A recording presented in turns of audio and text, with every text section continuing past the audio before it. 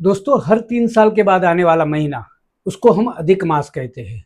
इस अधिक मास के और भी कई नाम है, जिसे हम पुरुषोत्तम मास या मल मास भी कहते हैं। तो ये अधिक मास क्यों?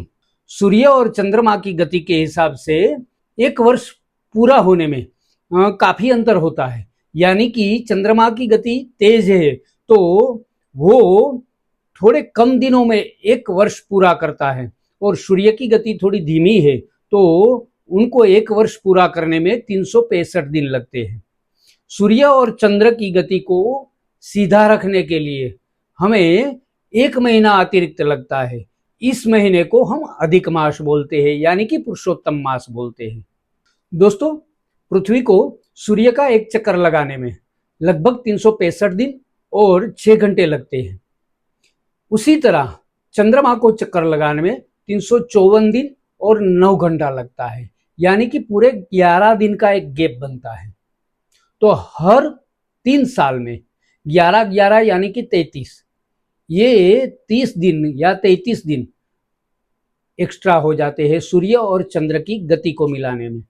इसीलिए हमारे हिंदू कैलेंडर में, हिंदू पंचांग में हर 3 साल के बाद एक अधिक मास आता है, जिससे सूर्य और चंद्र की गति सम हो जाती है, यानी कि एक तरह की हो जाती है। उसका कारण क्या है? हमारे सारे त्योहार, यानी कि जन्माष्टमी हो गई, दीपावली हो गई, होली हो गई, ये सभी त्योहार उसी महीने में उसी तारीख को या उसी तिथि को आए। इसीलिए ये अधिक मास हमारे हिंदू शास्त्र में बताया गया है। इस अधिक मास को पुरुषोत्तम मास भी कहते हैं, यानी कि हर एक मास का एक देवता है, हर एक महीने का एक देवता है।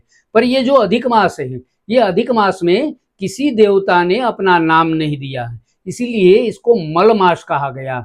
यानी कि ये एक तरह से बोले तो ज्यादा महीना, एक महीना अलग हो गया।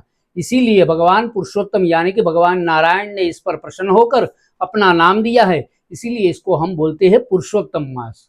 ये पुरुषोत्तम मास जिसमें भगवान नारायण की पूजा होती है, भगवान विष्णु की पूजा होती है।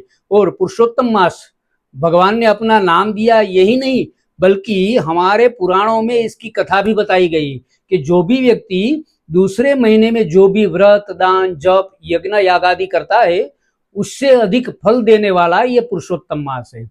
इस पुरुषोत्तम मास में जो भी व्यक्ति व्रत आदि करता है, यानी कि जप करता है, कोई पूजा पाठ करता है, भगवान के उत्सव करता है, कोई दान करता है, तो उस दान का भी महत्व पुरुषोत्तम मास में अधिक बताया गया है। इसलिए दोस्तों, इसका नाम पुरुषोत्तम मास रखा गया है, क्योंकि भगवान का एक नाम है पुरुषोत्तम, जिसका अर्थ होता है पुरुष में उत्तम, यानी कि ईश्वर।